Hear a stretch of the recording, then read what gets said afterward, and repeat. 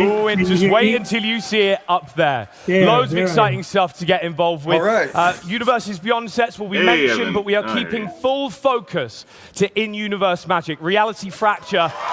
Yes!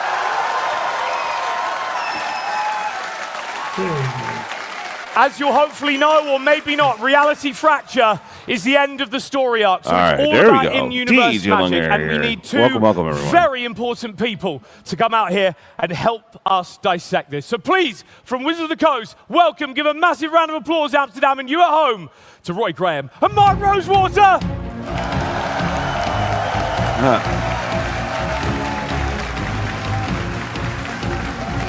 All right. Wow. See, Rosewater's there. Right, let's meet you first off. Some people will know you, some won't. Roy, let's start with you. Describe what you do. Hi, everyone. I'm Roy Graham, and I'm the head of story for Magic. Come on. I'm Mark Rosewater. I'm the head designer for Magic. And this is my 31st year making Magic. But for today, I led the vision design for Reality Fracture.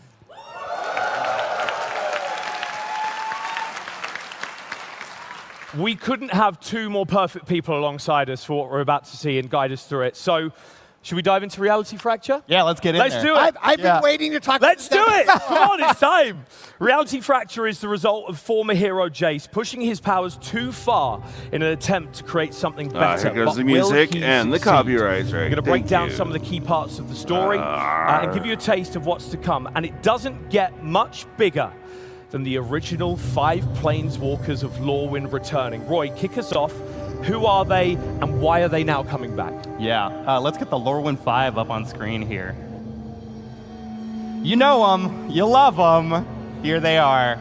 These 5 are Magic's first ever printed Planeswalkers, and kudos to Mark and the team at the time. They really knocked it out of the park. These guys they're so perfectly representative of the 5 colors of mana.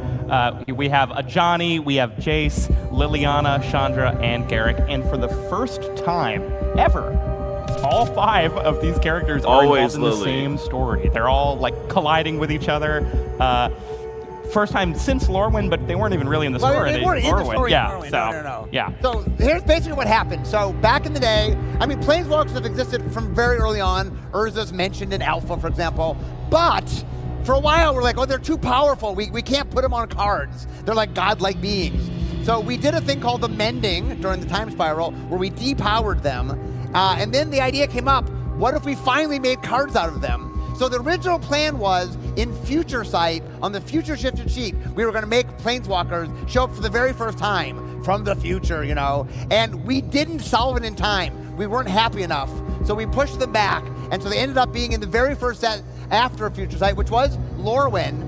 But we didn't even put them in the story because we still were trying to figure them out. So this is the very first time all of them are in the story together. It's hard to believe because they're all such iconic Magic characters. But yeah, first time. Yeah. I mean, they all know each other. I mean, they've been in stories together, but never all at once. So this is something. I mean, something new, but yeah, it's very cool. I can feel the adrenaline and excitement pumping inside me. Let's get the gang back together. Let's do it. You've known him as Memory Adept, an architect of thought, a wielder of mysteries, a mind sculptor, and so much more.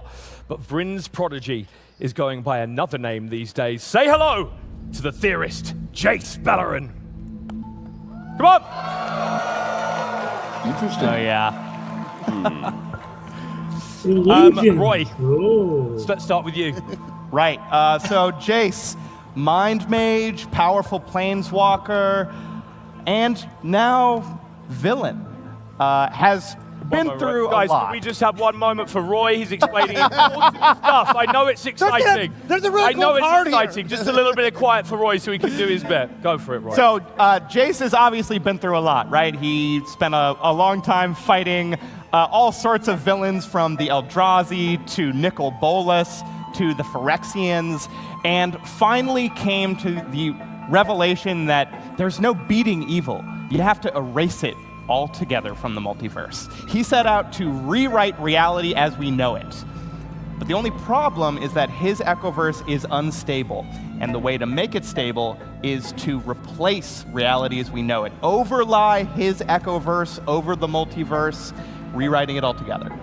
And so, Mark, how have you chosen to represent the multiverse manipulation of Jace in the mechanics of the card? Well, let's talk about the card. Okay, so when we first made the Planeswalkers, they had 3 abilities, but we said, could we just make a frame that has 4 abilities? We made that when we first made them, and then the very first Planeswalker to ever have 4 abilities was Jace, the Mind Sculptor.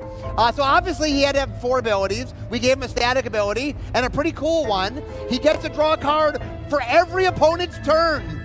And so that's, I mean, obviously multiplayer play, he's drawing even more cards. You know, Jace loves knowing things, and so card drawing has always been a staple for him. His +1, he makes illusions. He's an illusionist. He bounces things. He does all the blue things you need to do. And then look at his ultimate. He draws 3 cards. So, I mean, if you like drawing cards, did anyone here like drawing cards? Well, Jace might be the antagonist, but he's going to help you win games. A master manipulator, I think Mark is probably. He will manipulate your games. So. Okay, next up, he's been vengeant, unyielding, steadfast, a valiant protector, and even a sleeper agent. But now, let us introduce to you Ajani, both resolute and unrelenting. Roy, talk us through it. Let's see him. Oh, yeah. So Ajani, as story fans among you will know, Ajani was exiled from his pride for his white fur back on Naya. The only person who accepted him, who loved him, who showed him respect was his brother Jazal, which made it all the more painful when Jazal was murdered. Blew my mental this sent block. Caustic the Ajani that white. we know, the Ajani from our multiverse, into a long period of wrath and revenge, hunting down the people that he thought were responsible for his brother's murder. But eventually he pulled out of it. He calmed down a little bit, and he became the mentor and leader that we know and love today. Jace's version of Ajani never exactly got over it, and now roams the Echoverse as a living avatar of vengeance, punishing any that he deems worthy of his punishment. So we have a white Ajani, which people will be used to, but also here a red Ajani, Mark. How do the mechanics between the two contrast? Would you guys want to see the cards? Yeah. Okay. So let's look at the 2 Ajanis. So we have the white Ajani that we all know and love from our multiverse, and we have the red Ajani from the Echoverse. Okay, so one of the things, we've talked about this, every single play booster you open will have a mirrored pair. What that means is there's one character that shows up on 2 cards in every pack.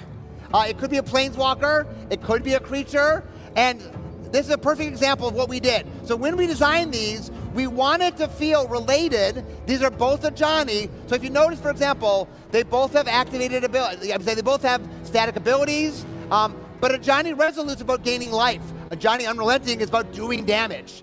They both make 2/2s, but different 2/2s. And they both have emblems, and they care about or actually, just Ajani Resolute has an emblem. But they both have things that sort of build the game in their thing. Ajani wants you to gain life. Ajani Unrelenting wants to do damage. And so they go in very different decks. And that's one of the cool things about the set, is that you get Ajani, but you get 2 Ajanis. And the other really neat thing about this, if you look on the red Ajani, you see that little symbol? That is the Echoverse symbol. We saw it once before. Where did we see it? Music in the background either. There we go. I heard it over there. Charles Eric in Secrets of Fixation. So that shows you and tells you that's the Echoverse version. And that one of the really fun things about designing this set is getting to make those paired characters was infinitely fun. And we'll see a few more today. So Vegas Magiccon in April, who was there? Anyone was in Vegas in April? Just a few of you? Yeah, over there. Love you guys. We introduced you to Blue Chandra. Chandra, Chill of Compliance. Now we get to show you her in more familiar colors. This is Chandra, Torch of Defiance. Now, we have both, Roy, here. Tell us about their characteristics and how they compare. Right. So Chandra, as some of you might know, the great tragedy of Chandra's life is that her father, Kiran Nalar, was killed by the tyrannical consulate that once ruled her home plane of Avishkar. The good news of Echoverse Chandra's life is that her dad wasn't killed. The bad news is that he wasn't killed because he worked for the tyrannical consulate that killed him in our multiverse, and she chose to follow in his footsteps, keeping order, keeping compliance, and suppressing any rebellion on her home plane, anything that would threaten the careful order arranged by Jace. And Mark, Chandra Torture Defiance, that feels familiar.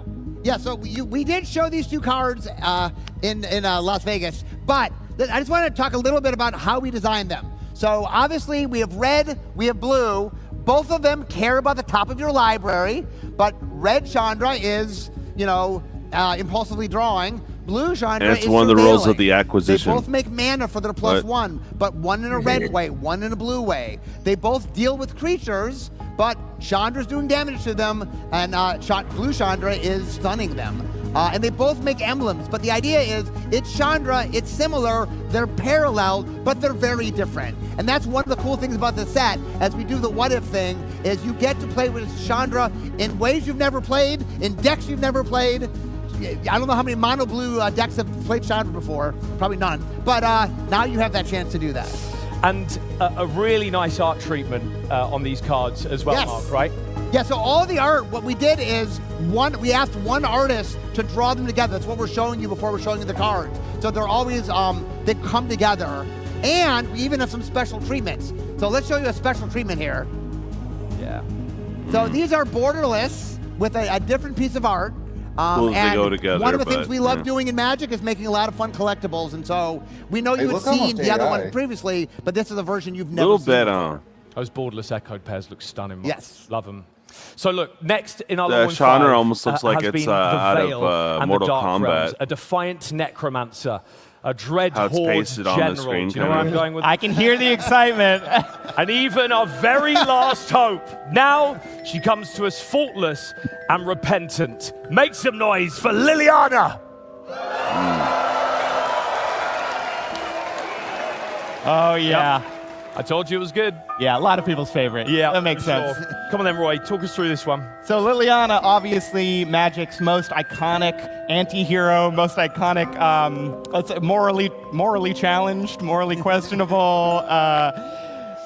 What would she be like, though, if her brother Josu had never died? That was the moment that ignited her spark, that led to her practicing necromancy, that led her into contact with the first of many, let's say, questionable entities that she made arrangements with. The answer is what you see here on the left of the screen, a Liliana that stayed with her studies as a healer, that stayed in Benalia and became a noble. She becomes, honestly, a bit of a goody two-shoes, but one who is nonetheless quite powerful. And Mark, I can't help but notice we've got a really kind of defending feeling, like the blocking, the shield is up, So- what's the difference between the two? You guys happen to want to see the cards for Liliana? Right, of course. Okay, so as I said before, the pairs are always the same character. Sometimes they're planeswalkers, sometimes they're creatures. In the Echoverse, Liliana is not a planeswalker, and in our multiverse, Liliana's lost her spark, so she's currently not a planeswalker. So we get paired, and they're both legendary creatures. Liliana the Faultless, the white Liliana, she cares about creatures That's a entering cop-out. play because she wants to gain life. What? Liliana the That's Repentant kind of a cop-out. also wants creatures to come to Yeah. play, but because she wants to mill cards. And so each one of them is doing their own thing. Like I said, that's the fun of the set, that we get to see Liliana in a way you've never seen her before. And if you guys remember when we did back in Origins, that Liliana was once a healer, that she started as a white character, if you guys remember. And all Jace was doing, Jace saved Chandra's dad, saved her brother. He was just trying to help, right? Yeah, what's so wrong with all of this? It's not like he totally messed up the next character that we're going to see super badly. But anyway, like I Agreed, said, the Caustic, fun of this is boo. just, the pairs were so much fun to make. Can we go on? I want to see more pairs. Yeah, absolutely. Let's get into the next one. Looks last and certainly certainly not least, and we actually haven't seen him for a whole while, have we? Magic's very own apex predator, Garrick, is returning. Yes! Oh yeah, we got some That's Garrick right. fans! Baby. Roy, how has the Echoverse of Reality Fracture affected him? Well, Mark teased it a little bit. Not great. Not great. Garrick's always had a beast in him, hungry and needing to such like a sate beast. itself with that next hunt, the next beast that he brings down, greater and greater prey, all of that. The Garrick of the Echoverse found another way to sate that hunger using an artifact that some of you might recognize, some story fans might know, a little something known as the Chain Veil. Something that cursed Garrick in our multiverse wants to be an interplanar serial killer. This time he dons it willingly. Mark, I can't help but feel this one in particular might have been a real fun one to design. This was actually a very fun one to design, but I don't know if we need to show the audience. You've No, seen you enough guys cards, don't right? care, right? You seen more cards? Yeah. Yeah, like Okay, let's show Echoverse feel Garrick up on impure. screen. Yeah. They're not even taking the bait. They know. They know what you're up to. Okay, we got Garrick Veiled Butcher and Garrick Cursebreaker. So obviously, So they kept him Gruul. The black, Okay. Garrick Veiled Butcher.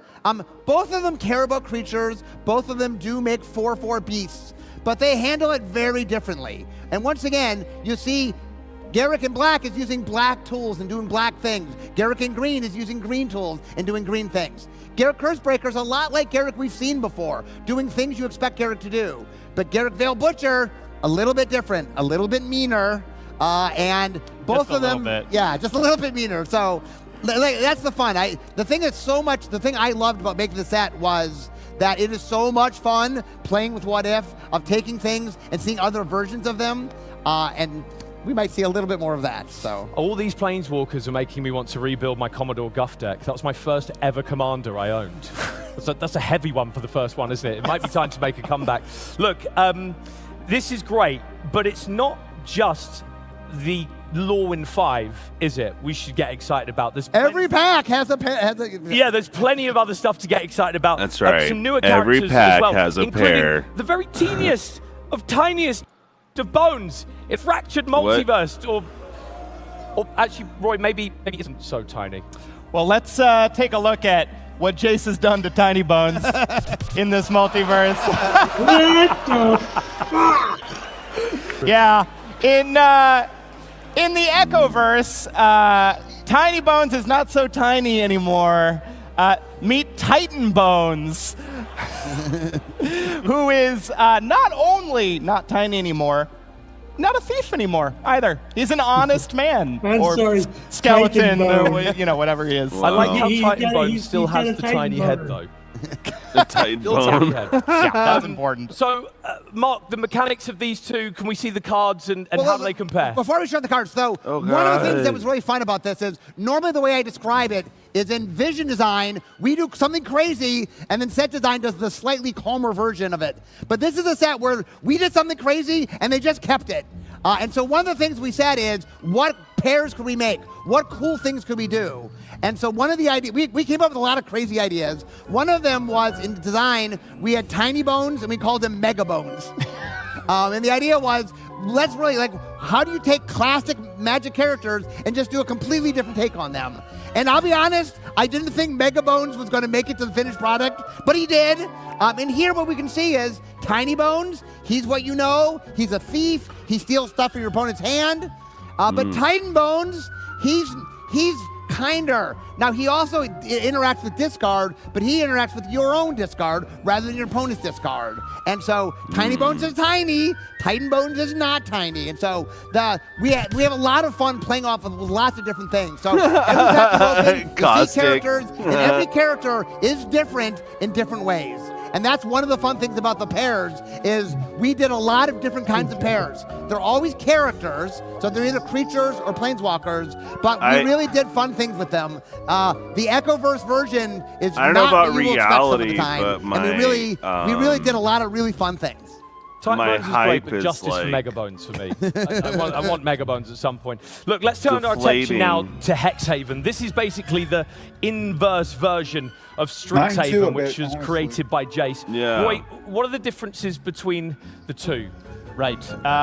So Strixhaven, of course, everyone knows and loves. Strixhaven is the multiverse's foremost place of learning You know for what? young mages I'm looking gonna to get a drink. sharpen Let their me know skills, all make the their way awesome in the spoilers world. I missed Hexhaven, out on. of course, has a very different goal, which Yeah. is helping Jace's master At this plan moment, I could succeed. probably get And 3 to that drinks. end, it's a little more ruthless. The music's killing me, though. More, And they're, like, no screaming over nonsense. it, you know? The students of Hexhaven are actually referred to as cadets in You're a the cadet. tokens that they create. So a cool little bit of like typing to reinforce that. Yeah, let's talk about Oh, Fatehold. well, Which is kind no, of it's military not then, that. if Yeah, dude. yeah, I'm yeah. s- It's sort of a messed up dystopian so military right. academy. And the mechanics of these, because these are interesting color pairing. Yeah, so one of the things that happened You're when interesting Strixhaven color came out, the pairing. original Strixhaven, one of the notes I got was people going, oh, this is so awesome, we love it. So when are we getting the ally schools of Strixhaven? And I was like, there are no ally schools of Strixhaven. That wasn't a thing. We used everything Be up. right We back. didn't save anything. So when we were making the set, one of the things we wanted to do is we're doing what if for the characters, but what if we did what if for the setting? And we All right, realized Evil Harry this was Potter, a let's perfect go. opportunity. People have been begging for us to do ally schools. Okay, Hexhaven is the allied schools. So what we did is we took each school and we kept one color. So the history school kept white, but added blue to make it ally. The math school kept blue, but added black. The language school kept black, but added red. The art school kept red, but added green. And the science school kept green, but added white. And so now we have an ally collection of schools. And so today, we can show you a card from each of these schools, starting with Fatehold, the School of Future History. Roy, over to you. Talk us through this one. Right, so the flavor of Fatehold is, it's like Lorehold in that it's a school of history, but Fatehold is not so interested in looking backwards or studying the past or learning from our mistakes or any of that. No, they're all about predicting the future and identifying problems and, then eliminating those problems, sometimes before they know they're problems. Right. And so, Mark, mechanically then, how does that fit in with the card that we're looking at? Okay, so one of the things we wanted to do when we were doing Okay, how many did I Strixhaven miss? is we just did Secrets of this Strixhaven. is the Anybody only here one I play got Secrets of so far. Strixhaven? I called it. Okay, so in it, we Okay. introduced a brand new mechanic called Prepared. And we really like Prepared, and so we said, okay, just because it's a different version, we still could use Prepared. So what we did in this set is, at common and uncommon, every school has just one prepared spell. There's other stuff at higher rarities. And so each school, to represent the militariness, that they're all doing the same thing. So for example, Peer Review is for white-blue. It is a spell that makes a 2/2 token, a cadet as we talked about, and surveils 1. Why does it surveil 1? Because they're the school of looking at the future. And as you can see on the card, it cares about when you scry or surveil. The set has surveil, but we said scry or surveil for backward compatibility. And the idea is that you can they play into what you know, but they also care about the future. And so it allows us to craft the draft archetype in white-blue around this prepared spell. Awesome flavor already. So Prudent Fateseer from Fatehold, the School of Future History, into Theorix, School of Esoteric Mathematics. I sort of feel like all maths is esoteric, isn't it? You're right, Yeah. Costa.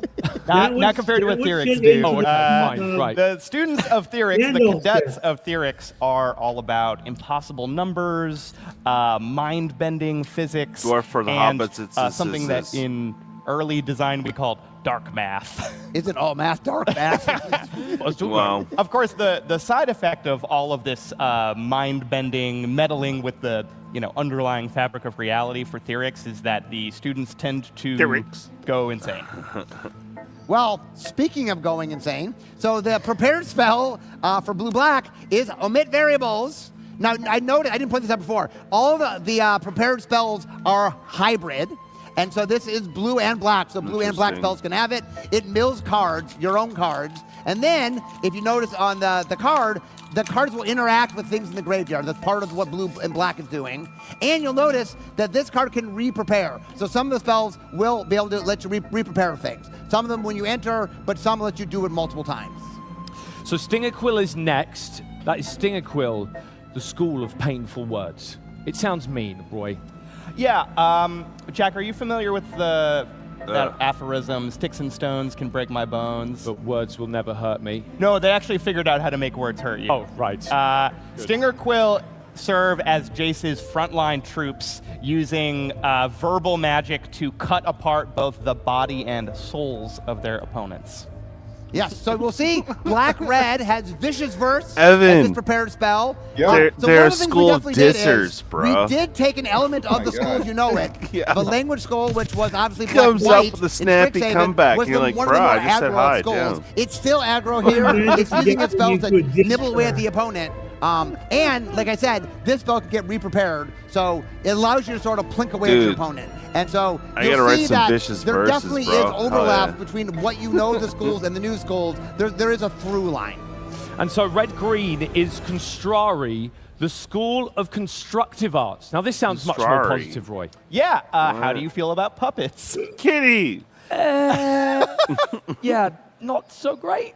Well, you might not fit in at Construari. They love puppets. The people, or the cadets of Construari, channel all of the creativity, artistic inspiration, it's a all of that dual stuff land you might token. recognize from Prismari into more 2/1 useful token? things like a dual architecture, land buildings, It's and not a land. soldiers. It for makes Jace's grand yeah, project. it makes a They don't do any of the mana rock. feelings stuff of the other arts. So Prismari, if you remember, And you like can to do it every cast big turn, I guess, spells. at sorcery So speed, the idea so, of okay. ramping is carried over. So you'll notice Soul Tether, which is the prepared spell, makes a Heartwood token. Notice carefully, it does You're a not Heartwood sacrifice. token. It is not a treasure. It's permanent. And so it makes red or green mana. And the idea Interesting. is you can keep re-preparing it, you can keep making more of these, and you can make bigger and bigger things. But rather than just spells, you also here can make big creatures, maybe some of which are puppets. So. And finally, we have Vigor-Bloom, the school of invasive healing. What can you tell us about this one, Roy? Well, Witherbloom, their mirror, or the real multiverse version, is the school of life and death. It's about that balance, that cycle. Vigor-Bloom dares to ask the question of why die at all? Why ever die? It's a good question. Not bad. No, if you get close to dying, Vigor-Bloom will just put some of their invasive plants into you, as you can see on this card, stitch you up and, He seems a little too excited about you invasive won't even plants. recognize What? yourself when they're done with I you. kind of actually like this one. So Yeah, this that's not repair spell bad. makes a good point. Some of the stuff carries over. So obviously, Siege Suture, put a +1 counter on target creature, you gain 1 life. There is a life theme that's still there. Witherbloom is all about life, but there's a new component. There's a +1/+1 counter component. On the main card, you can see it grants creatures with +1/+1 counters vigilance. And so We've had not Troll and only are Magic there before, carries over something what the new. school used to do, there are new things that we bring in. So every school has something old and something new blended together. So Reality Fracture is going to bring us Hexhaven, the alternative school of Reality Fracture and this Echoverse that Jace has created. How deep does this go, though, Roy? The changes that Jace is making here, I how thought he was far going to did ask you go about with how it? far the Well, the plants go. changes, as I think you guys have seen, go all the way through the multiverse. And the temptation was definitely there for us on the story team to go really wide with it. 62 to troll see cards. Thank a you, Mirrodin Carson. that had never been Wow. completed by Phyrexia, to see an Amonkhet that had never been corrupted by Bolas, to see a Zendikar that had never been used as a prison to contain the Eldrazi. But we realized pretty early on when working on some of those outlines about the universe that where it's still we needed to keep Kaladesh? the story actually intimate. We needed that the heart of it was actually on Jace and these people that used to be his friends and that were now opposed to him. So the ultimate story ends up being really character focused. I mean, I think that's a great thing, because the closer to the characters, the closer to the set and the mechanics The and universe everything, where there's Roy. still a Rabia. Mark, there What were was some that? interesting color pairings, Universally, right? there's still a So how do you Rabia. navigate that? So Yeah. we previously did a what-if set many years ago called Planar Chaos. And in that set, we really messed with the color pie in a way we shouldn't. And so we learned from that. The big lesson is don't do that. So what we did in this set is we do not, the color pie is the color pie. If we're making red Chandra, she uses red abilities. We're making blue Chandra, she uses blue abilities. And so we do a lot of cool things. We stretch creatively. We do a lot That's of right. differences. Return but to it's Almond still the Cat. color pie used as the Exactly. color pie is used. There's some creative, a little bit of bending, but nothing, it's the colors as you know the colors, but showing very different things. Would you like an example? Yes, please, show us. More, Would you guys like an you example? want more Egyptian So- stuff, huh? Okay, so far we've talked about Bob, pairings, what is Bob? What but we about also Bob? have cool one-ofs in the set. So Oh, as no. an example, Yeah. for a little history lesson for you guys, many years ago we used to have an event called the Magic Invitational, in which the winner used to make a card. Now the world champion does it. And there's someone who won named Bob Marr Jr. And he got to make a card. He chose to make Dark Confidant. Now, Dark Confidant is not in the set, but we said we're doing a what if world. What if we took Dark Confidant and made it white? Who would like to see that? Yeah. Okay. Ross. Meet Enlightened Confidant. So like Dark Confidant, it's 2 mana, it's a 2/1, and as you can see, it does interact with life and card draw, but not in a black way. You're not spending life to draw like black would. No, you're gaining life and using that as a means to get cards. And that, one of the things about the set that's really important is we're doing a lot of fun things. These things in a vacuum are cool and exciting. You don't need to know about Dark Confidant, but if you do, there's lots and lots of Easter eggs. And that this set, it's not just what if pairs, it's what if individual cards. Like we've talked about characters, we've talked about setting. We're going to go do other things, other card types, like, you know, not just creatures. You'll see other things, although this is a creature. So we're also taking things back to the past, basically. Cards we've already had and reskinning them in a way for Reality Fracture in this new Echoverse. Yeah, I mean, a lot of what we're doing is we're saying, how would we do this card if we just, if in Jace's world, Dark Confidant wasn't a black creature, it was a white creature, what would it look like? And some amazing new arts to go with some of these cards as well, right, Mark? Yes.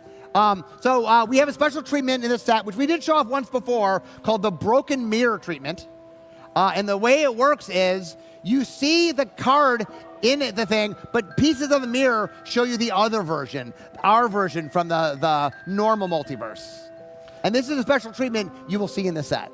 So should we show them a few more of these cards that are going to have Echoverse Oh, God, versions? no. Yes? Don't show Yeah? us cards. Okay. Come on, let's do it. So Oh, no. we like big green fatties. One of the all-time favorites is Crater Hoof Behemoth. So, you all know what a green Crater Hoof Behemoth looks like, but how about a red one? So let's see the red one. It is Crater Claw Colossus. And it's a puppet. And so the idea is No. it taps into what the green card does, but that card cared about creatures. This card cares about artifacts. And so that's one of the neat things about this set, that we're taking shells of really interesting designs and then tweaking them. So now, here's something you can put in a completely different deck. So it has a lot of, like, it's familiar but different. And that's a lot of the fun of this set, is you get Red to see us Trample. reinventing sort of Magic's classic cards. Red's had I'd trouble love to before. see the Shattered Mirror Hello, version. Dino. We've got it. Let's see the Shattered see it. Mirror version. Yeah, Tough. it's so cool. That's so cool, that. Amazing. You could I mean, while put there are a lot this of ways in, to enter Jace's in Iron quite Man. chaotic and wild mind, there is one in If you're particular that I going, think is is it? going to get people really, really excited, Mark. Should we tell them about the Secret Lair bundle? Sure. Okay, so we talked a lot about doing what if. We did what if characters. We did what if settings. There's a lot of different. We also approached What if we that found a to new way the to make product money? line itself. So this is the Secret Lair bundle. It will be available on the Secret Lair, but also in WPN stores. We are experimenting with how Secret Lair works. And this set, you can open up. In the set, you get 2 collector boosters. You get 6 play boosters. You get 20 foil traditional borderless lands. You get a spin down. And you get a special promo pack that is 2 out of 10 mythics that have a special art treatment in Secret Lair style. One of the things Secret Lair does really well is we let artists really invent and do really creative things. So can we see some examples? Oh, please, yeah. These are all cards we showed you Yeah, before, Caustic, but you can see the Secret Lair version of them. Any favorites on there for you two? I like the Jace a lot. It's the Crater Claw. Guys, while you're soaking that up, we're nearly done The with Reality Enlightened Fracture, but I Confidant do want to emphasize almost is how dirty. big this set and this moment is going to be. We are literally going to be part of a historic moment in Magic the Gathering and its story. And seeing as I have the head of storytelling literally to my right-hand side right now, I would like to ask one big final question. We'll have to for make everyone a in the audience BH here at version Amsterdam, of it. for those at home staying up past their bedtime, eating their breakfast, or skipping work for some reason or another, what the hell is going to happen, Roy? I can't tell you, man. You know that. But I will say, this is the end of an arc that started all the way back with Wilds of Eldraine. There was an arc? I think the story threads we ultimately bring in are really going to surprise fans. They go back a lot farther than what I think people are expecting. And my journalism degree wasn't a total waste of time. We got something there. Please. And the cards, Boy, Evan, shout out to you. Yes, they are the cards. They're awesome. And some of these guys, make some noise. Roy and Mark, thank you so much for hanging out. Absolutely. Pleasure. And stay tuned for the Magic story to start dropping at the end of August. Love it. Yeah, okay. Nice. There you go. Got another one out of you. Make some noise for Roy and Mark.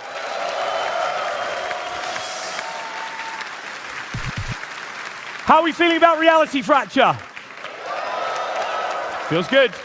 Should we turn our attention to the future, though? Magic the Gathering in 2027. That's what we're going to talk about now. So please welcome to the stage Jackie Jones and Zakil Gordon. Okay, first initial thing was it's not Reality Fracture, it's like Reality Bore. Okay, Oh my god. so Magic in 2027. We're going to talk about it in a moment. Let's introduce you guys first. What do you do? Yeah, so I'm Jackie Jones. I'm the VP of Creative for Magic. So I lead the team responsible for Magic's world building, our storytelling, and our visual identity. So if Costa you've got thinks a Fracture favorite will be Magic cool. plane, I hope so, character, man. piece of card art, my team gets to contribute to all that But I'm amazing not impressed stuff. so far. Perfect person to have a look. Yeah! Kill? Yeah. I'm Zakil Gordon, Senior Executive Producer for Magic. I'm in charge of set development, so I lead sets as we create them. In the past, some of my sets included The Lost Caverns of Ixalan, Bloomburrow, and Magic Final Fantasy. I also work on our collectability strategy, so I'm on the team that designs every set's collector booster, and I get to work with so many amazing people within the studio every single day. So happy to see you all and be here today. Make some noise, guys. So as we mentioned at the start, 2027 is the year of the Gathering, which makes this part of the panel particularly exciting. We're going to take a deep dive into 3 beautifully crafted worlds and stories that begin the next arc in the Magic the Gathering story. And we're going to tell you all about next year's Magiccons. It's exciting, It is. and there's a lot to talk about. Jackie, just feelings first off. This is big for you. It's huge. I've been waiting all week for this moment. I'm like, oh yeah, so excited to share with everybody.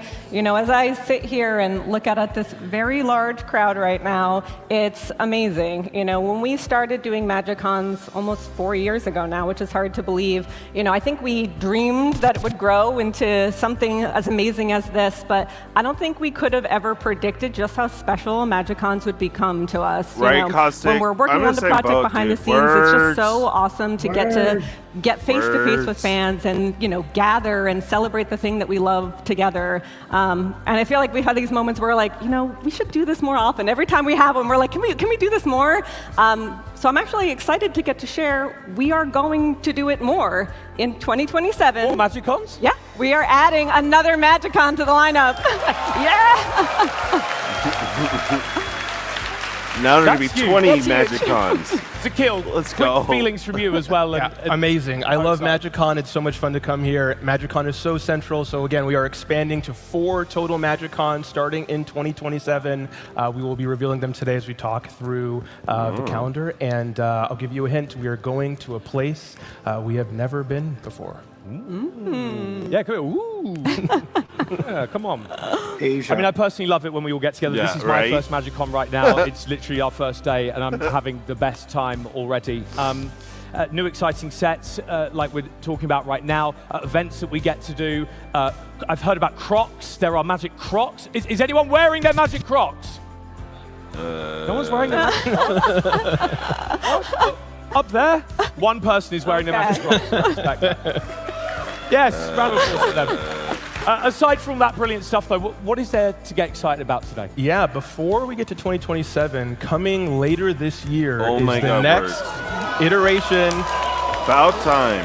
Oh, Commander Edition. Our next What? iteration of Mystery Booster called Mystery Booster Commander Edition. This set is entirely designed for Commander Draft. There are 20 card packs, as well as 59 new 59 new mechanical designs designed entirely for Commander. Yeah, I think we, yeah. Maybe it might be interesting. Interesting. If you were excited about that, we actually do have some cards to preview. They didn't say yes, Caustic. Yeah. All right, so let's start with the first one. It's actually a throw way, way, way back, all the way to Homelands. Yes. So here Wow. is Joven and Chandler. They are a a red 5-mana red creature that allows you to take control of artifacts from other players on the battlefield. If that then gets untapped with haste, if that goes to the graveyard, they get powered up. And the longtime Vorthos fans will see some callbacks to Ebony Rhino and Joven's Ferrets in the card art there, which I think is going to be super, super fun. And where can we get hold of this of these mystery boosters? So you can get a hold of these at Gen Con, as well as Magiccon later this year and Festival in a Box. But not all of the cards in Mystery Booster Commander are throwbacks. Some of them involve a brand new mechanic that we have called Rule Breaker. So let's take a look at our next card called Talabo. That's an otter. Talabo is It's gotta a be very utterly cute ridiculous. 4-mana otter. And it says whenever you cast an instant, you can make an otter.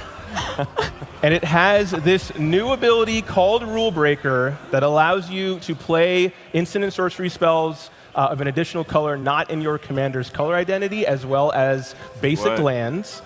We worked super closely with the Commander format panel on this. This was a recommendation from them, so we're super excited to bring this card to life. Okay. Look, if Joven and Chandler can make a comeback, then, I mean, let's be honest, Jackie, anything is really possible at this point, isn't it? True. But I know lots of people talk about the Pro Tour Hall of Fame. Can we expect a return for the Pro Tour Hall of Fame? Yeah, I know people have been asking for that for a long time, and I'm very excited to get to share that it is coming back this year. Yeah! Yeah, so for those who are not familiar with what the Pro Tour Hall of Rule Fame Breaker is, gonna break it Commander, honors right? and celebrates the best players that have The ever implications, played man. the game, which is incredible. You know, I know for pro players themselves and for those who love pro play, this is especially meaningful that this is coming back. I think we're going to be sharing some more information about the return of the Hall of Fame on Sunday on the Pro Tour stream after quarterfinals. So tune into that for some more information.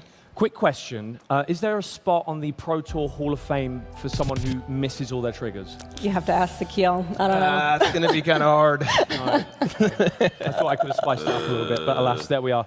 Right, who would like to see the first set of 2027? Oh my God, really?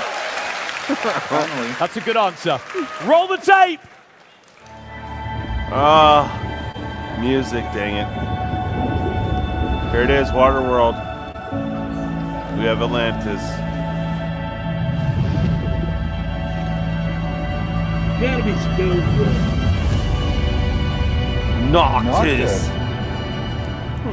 Noctis is our very first fully underwater plane. This is something that fans have been asking us for so long. Noctis is a place of merfolk civilizations in their height. It is a place of many different fantasy species all coexisting Goblin together. merfolk. But it is also Oh, a place boy. where an apocalyptic danger lurks at the bottom of the ocean. As far as gameplay elements go, we wanted to really stay grounded in traditional Magic gameplay. It's all the familiar things that you'd expect, plus this awesome environment, all these cool creatures that you can see, and huge visual spectacles as well. This is a fully featured, deep, layered, high fantasy world, bursting with color and cultures. Beyond the merfolk, our set is populated with tons of other different creatures. The humans here are really the outsiders. To place an entire world in a place where everything is buoyant, it changes the game so much at its fundamental level. The first major unique thing about Noctis Yeah, is that Costner's it's the first main set Planeswalker. release, possibly ever, has a P arguably, ability. that doesn't have flying as a mechanic, since we're all underwater all the time. We actually have a brand new mechanic, which I won't tell you too much about yet, that is an evasive mechanic that sort of takes the place of flying. We have 5 distinct colors that we have to pay off, so it can't be a mono blue set. There's quite a bit of diversity and variety down in the ocean. We have kelp forests for green, and we have the dark abyss, and we have whale falls, graveyards of bones. In the end, we have an experience that's much more similar to a traditional Magic set from a color balance perspective than you might initially expect. There's a huge sense of mystery. What are all the things that I could discover here? It is so different, but that is what makes it so exciting. The set is just a ton of fun.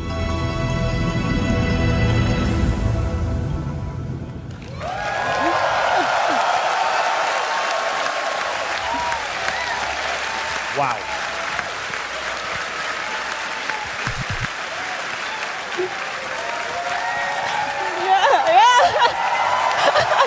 Right, 337 merfolk cost us, yes. Going to be like 400. Yeah. We are on a time Well, this set, crunch. it should be like, I don't know, I mean, that's the kind 500, of reaction right? you want right there, Jackie. Absolutely. When are we taking the plunge? I feel like you are trying to trick me into saying an ocean-themed pun, which is ironic because during the set's development, the creative team constantly was trying to get me to do that, and I absolutely refused and would never take the bait.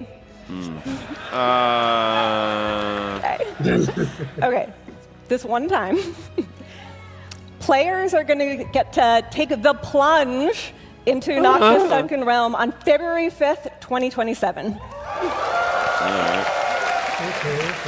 And look, I know we've just seen a lot from that video right there, but it was moving fast. We'd love to see some stills and get a real feel only for 18 Noctis if whales. possible. That's yeah, amazing. I'll tell you a little bit more about it. Okay, so Noctis is this vast, fully underwater plane. It's got the warm shallows, and then you get to dive down all the way to the dark depths of the dark abyss. I think the idea of underwater world is this really classic high fantasy concept, and one of the biggest challenges for the creative team is like, how do we take this idea that it's out there, but do it in a way that's really unique to Magic? And I think one of the best ways to approach that is underwater is usually the domain of blue, and we said, how can we explore this through all the different 5 colors of mana, and how does that show up in all the environments, which was really fun. I bet. Yeah, that means that the creatures of this world also just encompass a menagerie of different things, from colossal behemoths all the way down to the cute, cuddly creatures of the ocean. Yeah, you've got the things you would expect, so merfolk, shark folk, squid folk, but we also got to explore, like, how do air breathers survive down here? How do the humans get around? Hang on, so if you had to think outside the box, maybe a snorkel equipment confirmed for Noctis? Never know. Wait and see, wait and see. So is this the beginning of the new Magic story then? Yes, so this is Noctis, the Sunken Realm is the first Only set in 22 2027, sharks. as well as the beginning of our new story arc. And you will be able to celebrate the release of Hey, Noctis what's up, Hayley? at the first of 4 Magiccons in 2027. Zakil, where and when, please? The first Magiccon in 2027 will take place in North America, and a place we haven't been in a while. The Magiccon will be in the Motor City of Detroit. Oh, make some noise for Detroit! No, I get it, Magic fans. I get it. You know, it's the birthplace of Motown, techno. You guys aren't known for their dance moves, you know, which is why we're giving you plenty of warning just to get the hips warmed up and ready to go for Detroit, you know? Jackie, you have a Magic Con I like the to tell us about excitement as well, right? Oh, I have such a good one. This is the You're best. going to Detroit? Okay, Nice. So if you can't make it to Detroit, or you can't dance apparently, May 14th through 16th, we are going to be making our MagicCon debut in Hell yeah, dude. Asia. We are going to Tokyo, Japan. Oh, wow. Ooh, interesting. Very exciting. Looks like everyone in here is coming. Yep. I'll see you there. Yep. And time to move on to our second set of the year, making a beloved return, but with a big twist. Money! Money! Nice.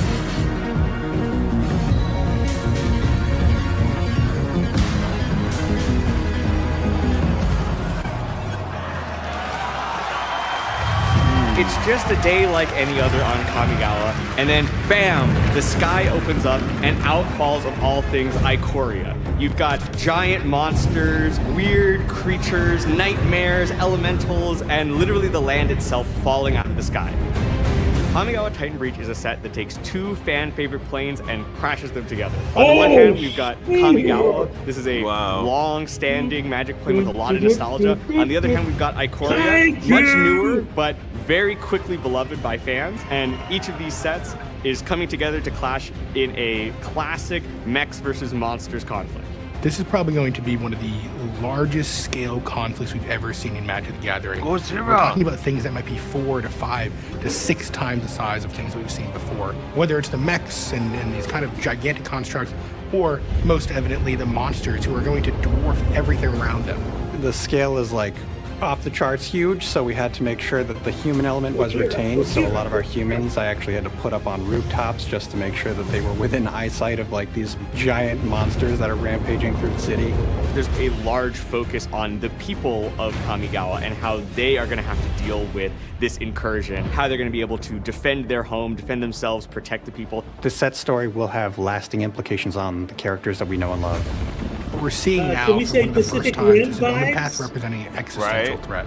It was very important to us when making the set that we weren't just taking mechs from one place and monsters from the other and smashing them together, but that this was really a true exploration of what would it mean for these worlds to combine and clash with each other, and what would that mean for the denizens, what would that mean for the characters, what would that mean for the magic of the two planes.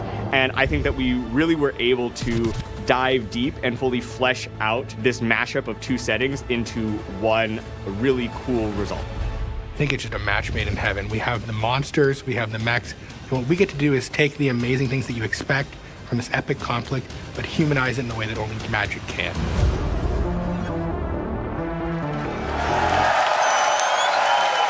Oh, okay.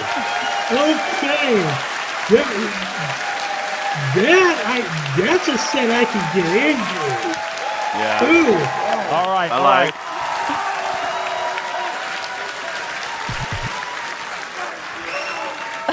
All right, one moment. When's it coming out, Jackie? All right, so the battle for Kamigawa begins June 4th, 2027. Put it in the diary, June 4th, 2027. Zakil, are we able to see a little bit more and just get a feel for Kamigawa Titan Breach? Yes, absolutely. So this set takes place on Kamigawa. Ikoria is invading for reasons that will become clear. Kamigawa is one of our most popular planes from Magic's history, so you'll see a lot of familiar locations and amazing architecture and landscapes. Although this time it is through the I don't know, I'm like lens of an Rosewater. all-out Where's the green plane of fatty? war. Yeah, the environments are cool, but the monsters that we're going to get to see and the creature designs are so incredible. Yeah, you've got updated new Ikoria monsters and their bonders going head-to-head against these sleek Kamigawa mechs and their pilots. It's going to be sick. The big question is why and what led to this all-out war and what will come from it. Get ready to choose your side in June of next year. Brilliant. Okay, so let's add this to the 2027 timeline. You can see it on screen right now. 3 Gold to sets sun. and 2 Magiccons in the first 6 months of 2027. Truly the year of the gathering, would you not agree?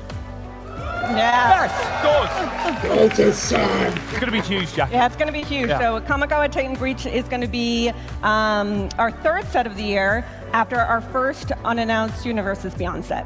And where should fans gather to celebrate the battle between the mechs and the Icorian monsters? Where can we go for that, Zakil? Yeah, we have a bit more of a gap until our next Magiccon, but we will have theming for Kamigawa Titan Breach at our 3rd Magiccon, Magiccon Las Vegas, in August 27th through 29th, about a month after our 2nd Universes Beyond set of the year. Got a little bit to We're say going back for to it. Vegas, baby! Okay, 13 months. We can do that. Yeah. And See what I Jackie, can do. we spoke earlier on about the Hall of Fame, and I'd love to talk a little bit more for our competitive fans. Have we got any more that we're able to announce? Yeah, we're going to chat a little bit about the Limited Yeah, Championship. Samurai Dinosaurs. So let's go. the Limited Championship is a pro-level event that players have already been qualifying for. But today we're sharing that the actual event itself is going to take place June 18th through 20th in Minneapolis. Fantastic. So we started with Noctis the Sunken Realm, moved on to Kamigawa Titan Breach, and now we have our 3rd in-universe set of 2027 to show you. And let me tell you, it is definitely going to be one of the most anticipated settings we have had in a long time. Let's take a look.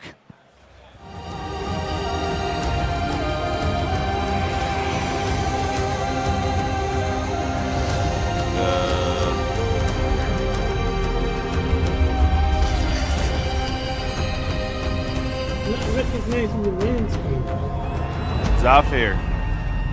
Yeah. All right. Some of those are predicted. There we go.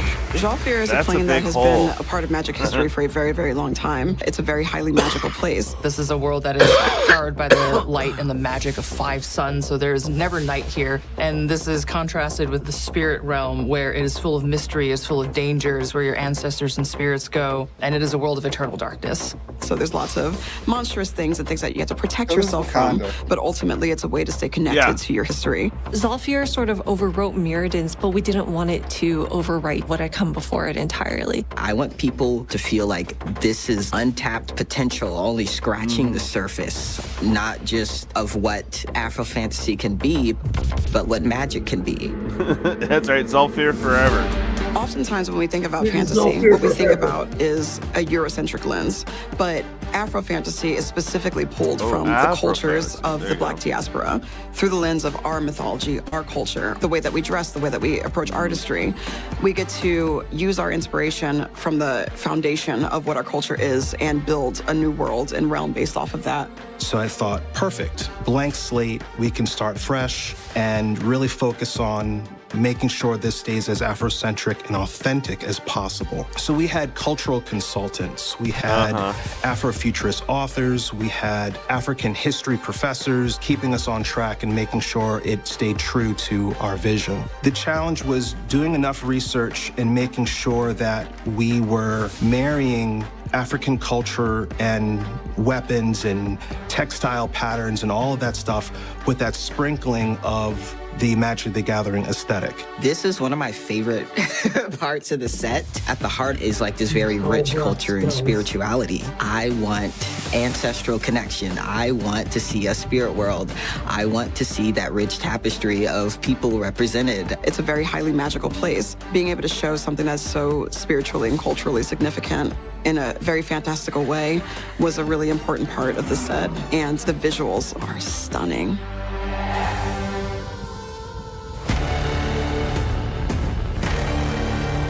I hope that people who see this and haven't seen themselves represented in such a way, I just hope that they feel empowered, excited, energized, and inspired to also know that, you know, they are represented, their body types are represented, their hair, and the infinite things that our hair can do are represented.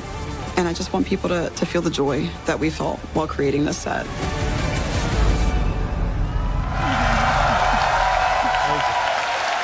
interesting. Very interesting.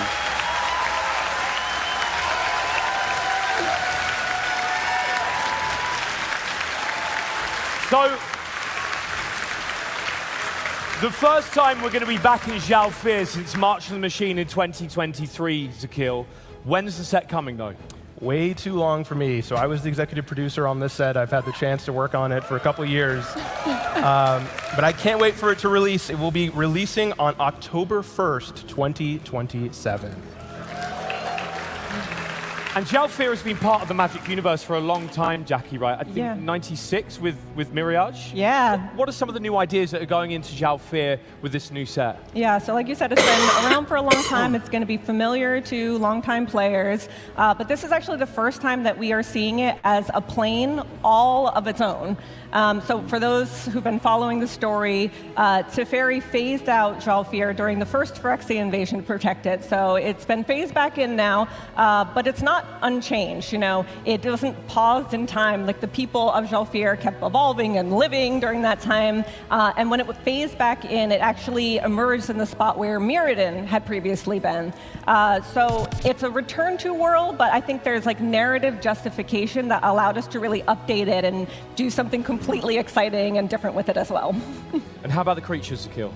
Yeah, absolutely. We spent so much time looking at the creatures and world building to try to create a new fresh and fresh feeling of this while still staying true to classic Magic. Yeah, I think for the creative team, we were so excited to have the opportunity to fully flesh out the culture of JuggaloKev. You know, I think whenever we work on a setting that takes inspiration from a real-world culture, it's so important to us that we treat it with respect and authenticity. And you know, we brought on creative consultants to help us. But at this time, we actually did something a little bit different. In addition to that, we brought on collaborators who were experts in Afro fantasy, and we had them really work closely with us to co-create the set. We learned a lot from them, but I think one of the things that I was most inspired by working with them and kind of hearing them was how excited they were and how important it was to them that Magic was doing this set. You know, it's a return to world, so it's something that it's natural for us to do. Yeah. But Magic has a really big voice and a really big platform in the fantasy space.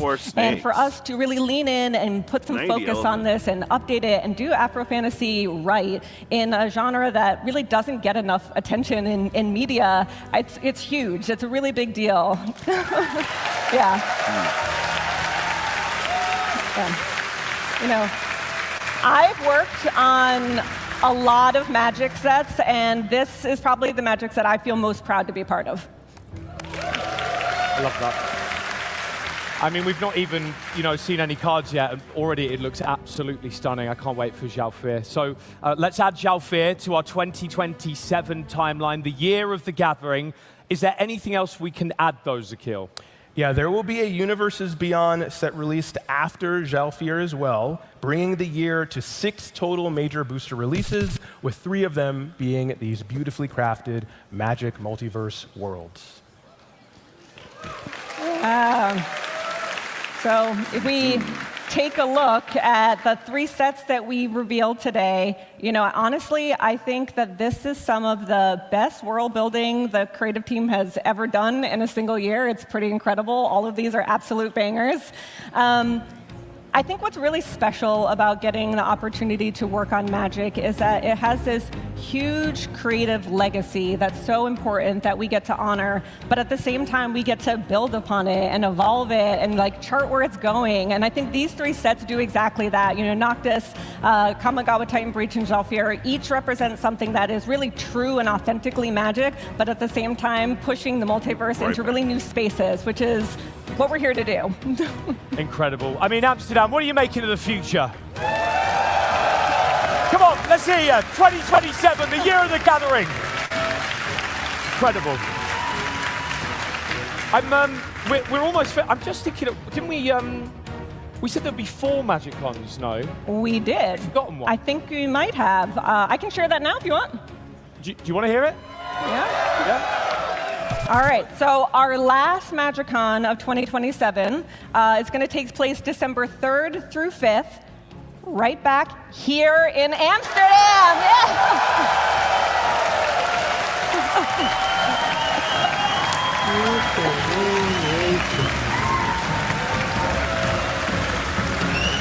We're going back to Amsterdam.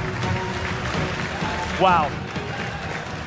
Look at that timeline. Truly incredible for 2027 in Magic. A brand new story arc that starts with Noctis and goes beyond all the way throughout the year. Make some noise for your panel today. Jackie, Zakil, thank you so much. Yeah. Whether you're excited about going with Noctis and the Sunken Realm, exploring the mighty mechs of Kamigawa Titan Breach, or returning to a new Zhao Fear in 2027, it is going to be an awesome year for Magic. Thank you to both of you for hanging out. I have been Jack Saunders. Thank you so much. Maybe see you tomorrow for The Hobbit. Good night! Oh, they didn't tell us? Oh. I was waiting for the reveal of Golden Girl set. Oh, no. Dang it. No. Wow. You know, Okay. they're gonna wait until Magiccon Atlanta to reveal the Universes Beyond sets for next year, I bet. Okay. We were hoping that they would confirm. Yeah. Well, bruh.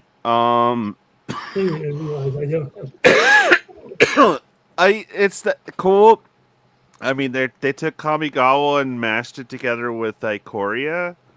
I really think I think that's cool. That set is going to be the set of that year. The main set. That set. So, in regards to that, we do have the unique lands from before, but what I'm thinking they will probably go hardcore and print all the tri-lands or bio that was lands what I or was whatever just they're about called. ready to say. I was Yeah. just like, hold up, would they reprint all of the triumphs, including the ones we got in here's what I'm thinking. because you're yeah. because you're on a physical plane that kind of has the same type of things as New Capenna, you could have those tri-lands like Jetmir's, whatever, in Kamigawa. So yeah, you no, can have all that's 10 of them. right. Well, especially with it blending in with Kamigawa. But okay, I think what they'll probably do is we'll probably get four? Well, how many was in New Capenna? There were 5 in New Capenna, one for each of the houses. No. I meant tri-lands or whatever. Yeah, tri-lands. There were 5, one for each of the houses. Mm-hmm. And there were 5 in Ikoria. All right. So, do you? I think they'll split it up. So we'll have some tri-lands reprints or whatever in that set, and then a Universes Beyond will probably be the other. Five, or I have an idea. They may reprint. They may reprint all 10 of the tri-lands on the bonus sheet. Yeah, like they did with Tarkir. Yeah, I could see it. Evan, what do you think? This was one heck of a thing here because there was one new land. They're combining 2 of the planes and Zephyr. It was something people wanted. I mean, you couldn't ask for a better lineup, honestly, for 2027 fan-wise. Yeah. I'm really interested to see what the professors, because they're definitely going to ask him that when he appears on Pack It Up on Sunday. It's What? like Ask him what? about Noctis and everything. Oh, You know, I see. Because he's a big, huge merfolk dude, and yeah. I don't think they'll all be Marvel caustic. I would definitely know there's going to be one, and yes, I have a there's gonna be feeling it's one. going to be X-Men. It's going to be X-Men because of the promos that we've seen. And that was the next one we were expecting because that was the most that. Yeah, what was that Trading Grounds from? Was it a promo or? Yeah, that's a promo. Yeah, and it's all X-Men, so they got to be. Well, I put it. I think I put it on your. Yeah, we looked at it yesterday. Yeah. No, but today I put some stuff on your on your some Facebook art. that were secret layers that. Yeah, the secret layers. Yeah, they're very underwhelming. Stuff, so. They're like beyond underwhelming. Oh my god. Hold on, let me see.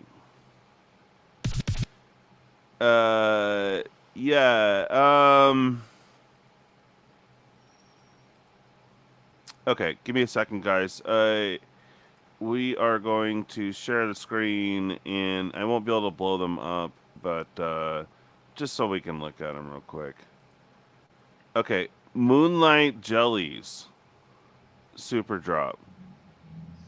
Yeah, I had known nothing of this at all. Stardew Valley. Stardew Valley. Yup. So, it's a little weird because I'm seeing mixed colors here, and they all look like pseudo red or something as far as the border goes. Well, the whole thing is that they're trying to make it like the game screen. Right, and I guess that's not bad. It definitely looks like it's from that game. They didn't make a whole set about it. That's what I'm happy about. All right, give them a secret layer. All right, there you go. Yeah.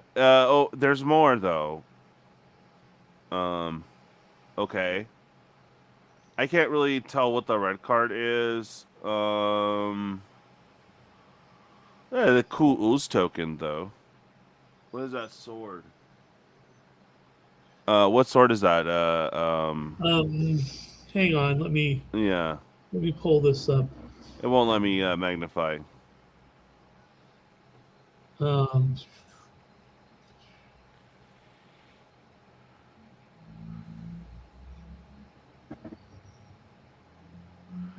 But it's just funny because every secret layer is a different soul ring.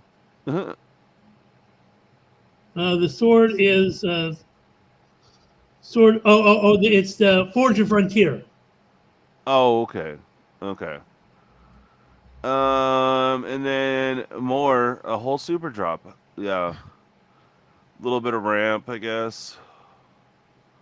Oh, is that the Yavimaya crate or whatever the makes every land green? Okay. And we have a Hobbit secret lair. Again, yet another soul ring. Just 4 cards here. I'm not that excited. It's like, okay. But a whole secret layer of food. That's actually kind of neat. I like that. Yeah, I mean, if it wasn't full boat, I mean, if they're charging $40-50 for this, that's kind of like, bruh. But concept-wise, it has all the meals of the hobbits. That's cool. But, bruh, not for a $50 in foil set. I don't know, man. Oh, was it just double food? Oh, okay. Yeah, you put it up twice. All right. Yeah. That was the secret layer reveals we missed. So, wait, going back to the 3 lands or the 3 planes they revealed. Yeah. So Noctis, pretty good, right? Yeah, it looked interesting. Sure. Kamigawa, people seem excited about that. I'm not into that mech stuff, but if other people are, I'm not going to ruin their fun. Have fun with it. Mm-hmm. And then Zelfir, okay, Return of a Classic. I, again, can't talk much more about this. It's just that good. Yeah, it's not bad. They had to announce that they brought in consultants about 20 times, so I was like, oh boy. But other than that, Yeah, that's good. yeah, I was like, oh boy. So they had their big workout project, and it's African centric. So we were right that they wanted to make their,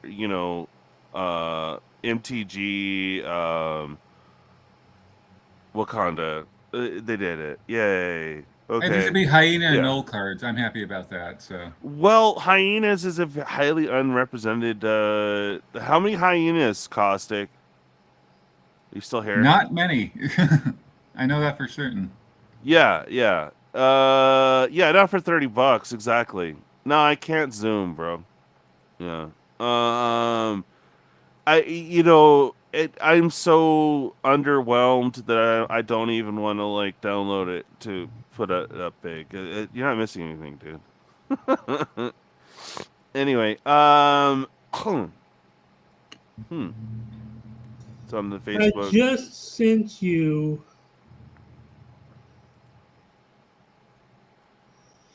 a bunch of stuff. Okay, here we go. Yeah, it's all X-Men stuff. Secret. Well, it's supposed to be like a secret layer thing, so it's going to be the secret layer that comes along with the X-Men. Oh, I see. So we have Man-Thing Marsh Protector, which is Bristly Bill.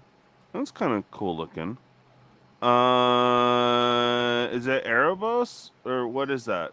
That's Vadric San, the master breeder.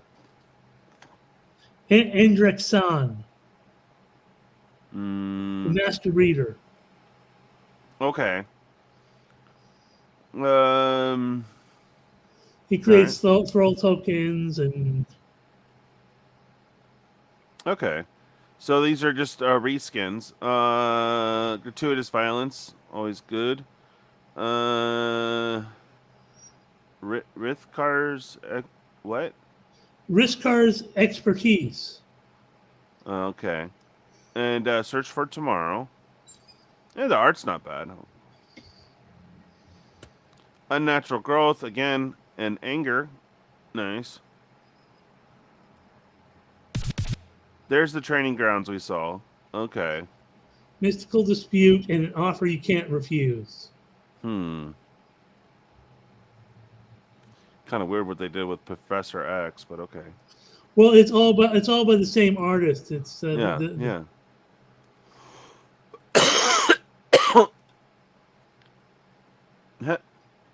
Of course, we get a Lizard Thor. Nice.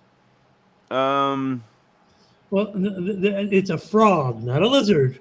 It's Throg. Oh, the frog. Excuse me. Sorry. God. Oh, we got my Lockheed in there. Awesome. Yes, Where? we do have Lockheed, the dragon. The dragon? It's the purple one next to the, Thor as a frog. Oh, Sundering Blaze or whatever? Yeah, Searing Blaze. Yeah, that's that. Which I'm hoping that they're going to include in the main set. Is that they're going to have Lockheed or Kitty Pryde, one of the two. I'm happy about that. All right. Yeah. Okay. Well, that's a little bit more exciting than the other ones. Well, they have a new ultimatum here that I haven't seen before. Titanic Ultimatum. Yeah, Titanic Ultimatum. I can't blow it up. So what does it say? Until end of turn, creatures you control get +5/+5.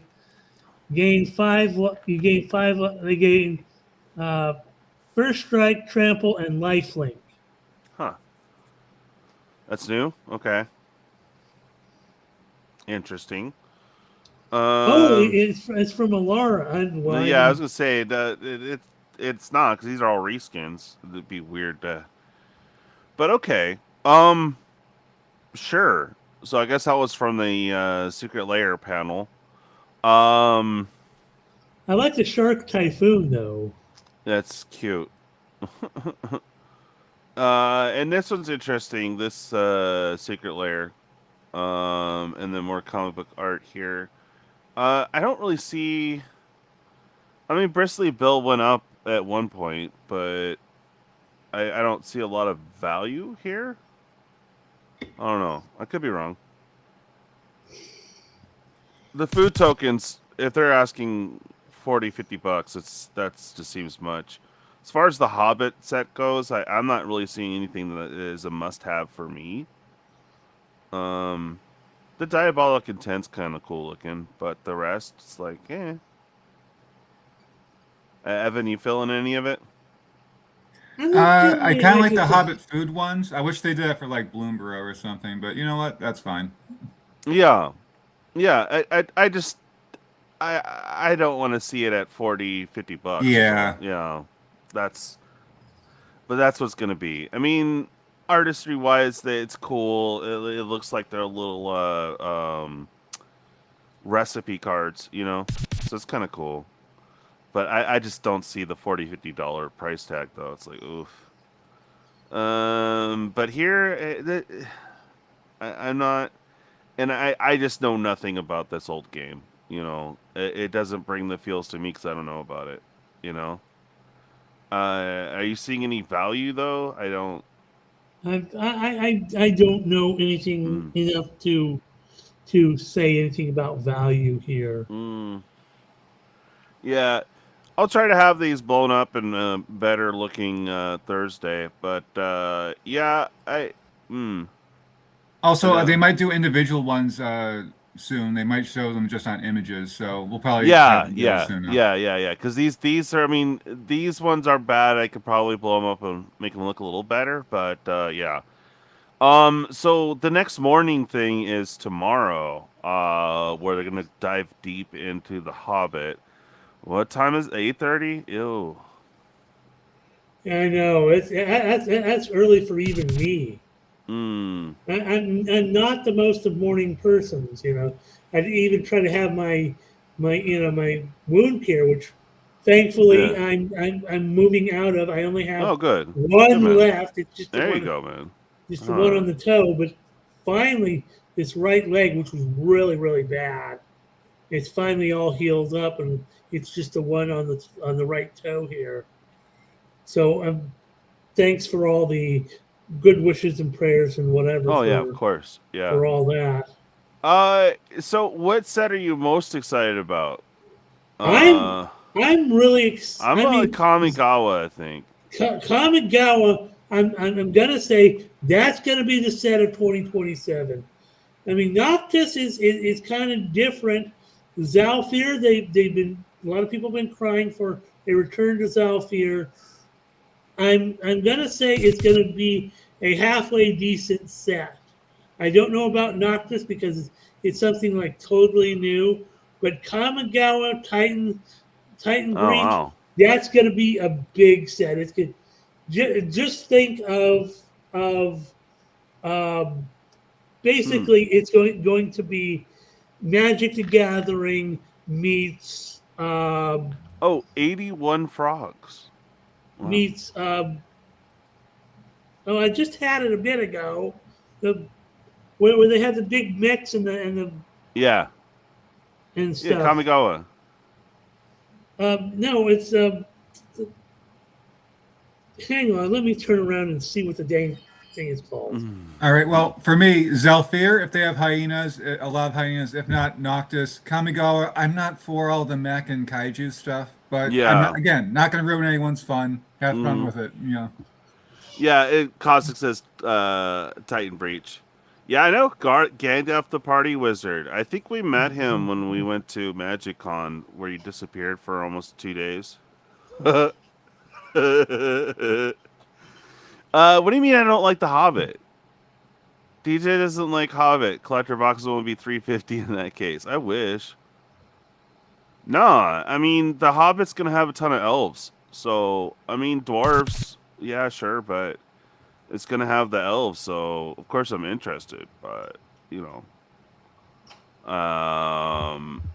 yeah. I don't know what your Kamigawa. Oh, you just took off. Okay. I don't know if I'm feeling Waterworld And Zalfir, it'll be interesting.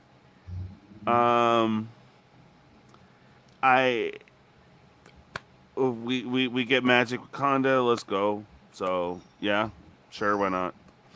I'm not sure about Waterworld though. It's kind of giving me vibes of like Aether Drift. But they've got to have some super redonkulous merfolk in it, right? I mean, it's a water world, so. Yeah. Professor Rejoice, I guess. It's the set they made just for the professor, right?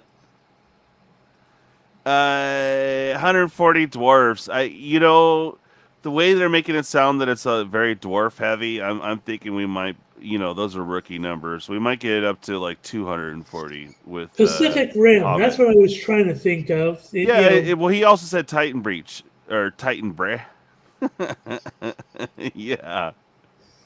I don't know. And also just the reveal on Reality Fracture was just so blah. Yeah. Reality blah.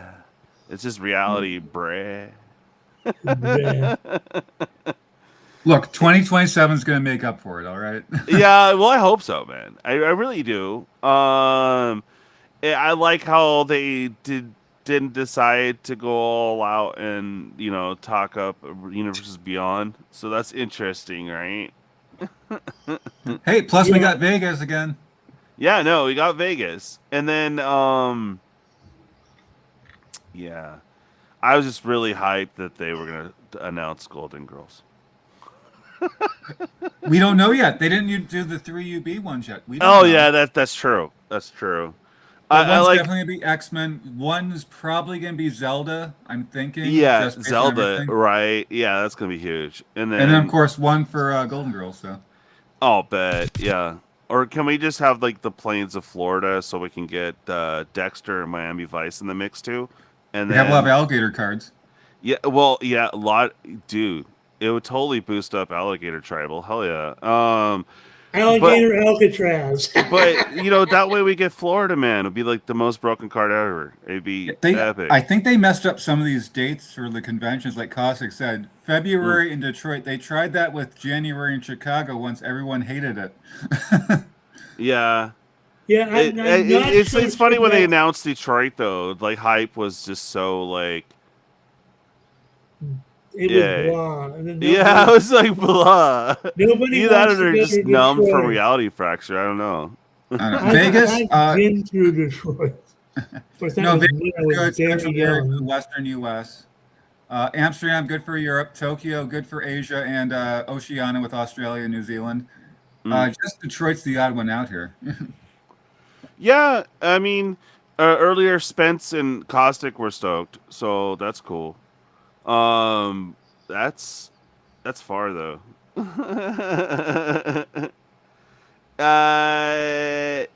Yeah, that's the talk we kind of had yesterday too, is that Zelda won't happen. Owned by Nintendo, who owns Pokemon, right? Yeah, but wasn't the other game, the Secret Lair drop, that was Nintendo, right? Yes, Stardew Valley, it was a product of Nintendo, which I have said when that dropped, that gives more credence to the fact that we are getting Zelda as a universe. And if they do Zelda right, they'll have an annoying card that says, "Listen." And remember, Square Enix had the same type of announcement right before Final Fantasy came out. So yeah, it's true. So there's a precedent for this. Yeah, they're gonna save the hype for the next con though, which is Vegas, and that's in what, October? No, Atlanta. I was just saying Atlanta. Yeah, that's what I meant, Atlanta, and it's no, it's at the end of September, I think. Of September, okay. I'm pretty sure they'll save it for that, and then we'll get all the universes beyond hype. Then I'm sure. At least the first two. I am gonna let Twiddler know about that, the Commander Mystery Booster, because he's gonna want to pick up stuff like that for his games, and that's gonna be hype for him. Oh Wait, yeah. did Comic-Con already happen? San Diego Comic-Con is happening soon. They So might there might announce be an one announcement there. there. If it's X-Men, they might announce it there. Mm-hmm. I think that would be a good call. Let me look that up. Let me look that up. Oh, okay.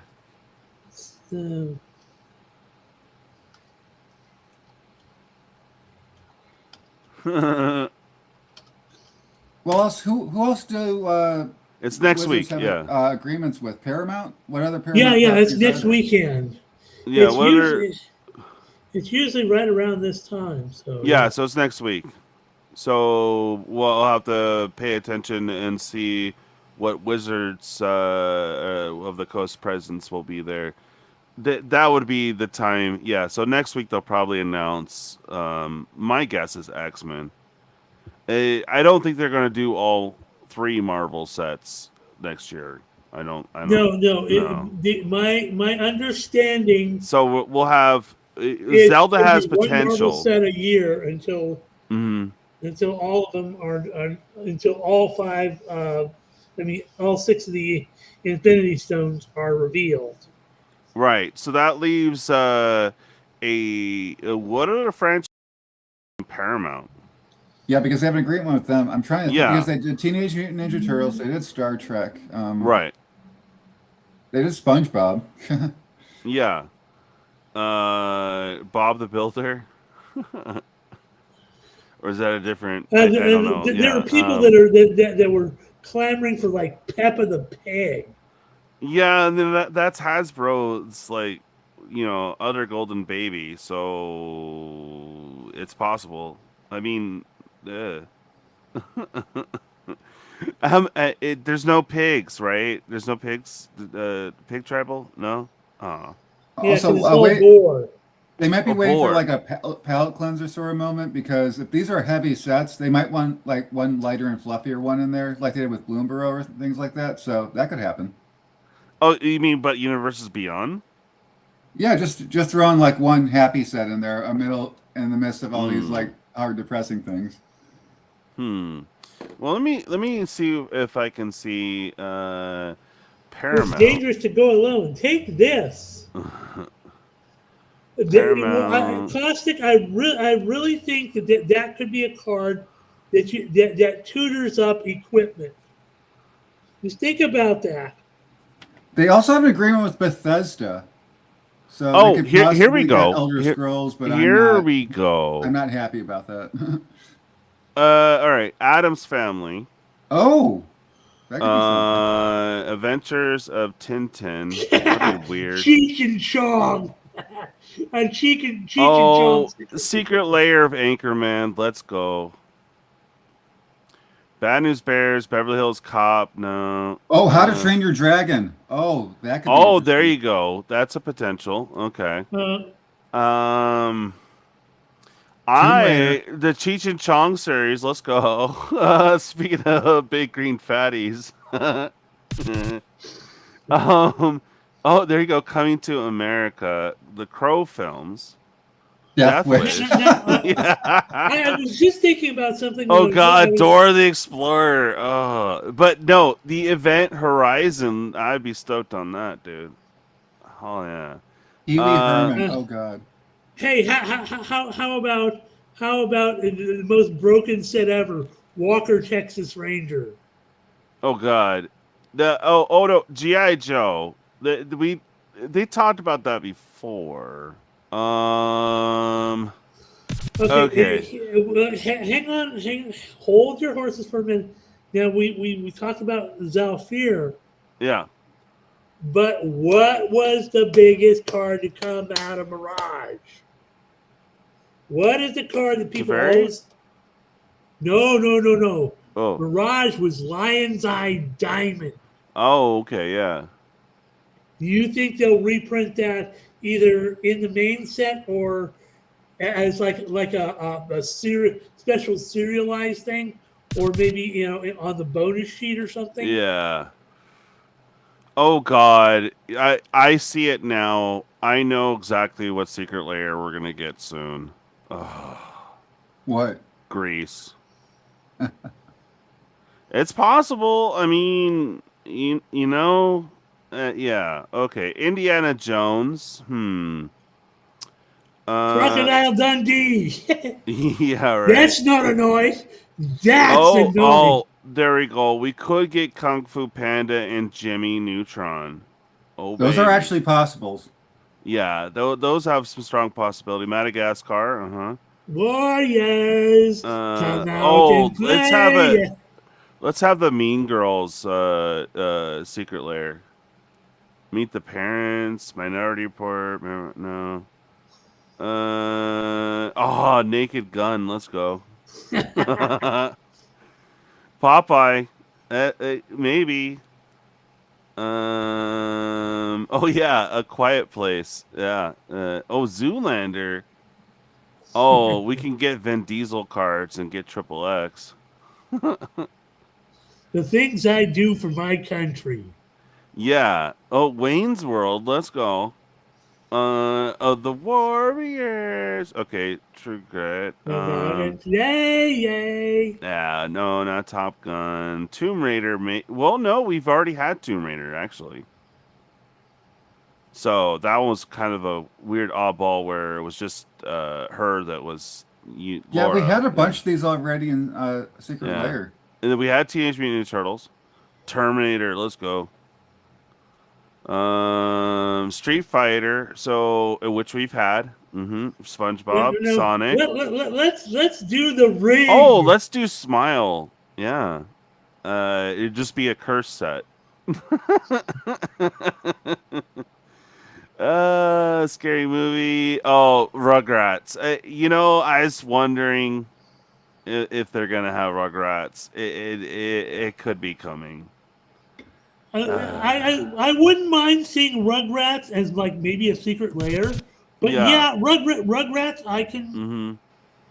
I will do. Honestly, it would probably be How to Train Your Dragon, since it's a lot like Kaldheim. Yeah, I could see that. Yeah, it'd be like Kaldheim-esque. So, How You Train Your Dragon has a real potential, I think. And there's been a lot of blowback, and they don't like guns that much, so I don't think G.I. Joe would necessarily be a set soon, but maybe. Jimmy Neutron has potential, and so does Kung Fu Panda. I could definitely see that. It's King Kong. Or they could expand Sonic. Yeah, they can do that. I want to see Terminator. That'll be funny, but they won't do it.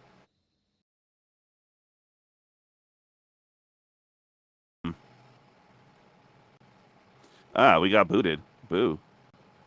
It didn't like that take, apparently, Evan. Smile would be Dustmorn. Yeah. Let me go back to that list. So these are all potential sets, and we've already seen because they have the license with Paramount. So my guess is Kung Fu Panda, maybe Neutron, and you're right.